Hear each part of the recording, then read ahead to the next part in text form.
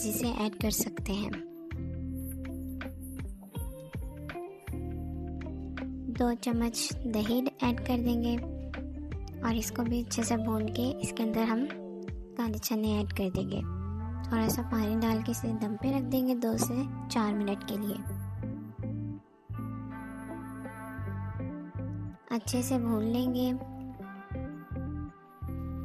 کالے چنے تیار ہو گئے ہیں، پہلے سے ابالے ہوئے تھے اس لیے جھٹپٹ تیار ہو گئے۔ آپ اس کو ضرور ٹرائی کیجیے گا، امید ہے آپ سب کو بہت پسند آئیں گے۔ اس ٹائم پہ اب ہم ڈال رہے ہیں لیمن جوس 1 چمچ، سبز دھنیا ڈال دیا ہم نے۔ اب ہمارا سالن بالکل تیار ہے۔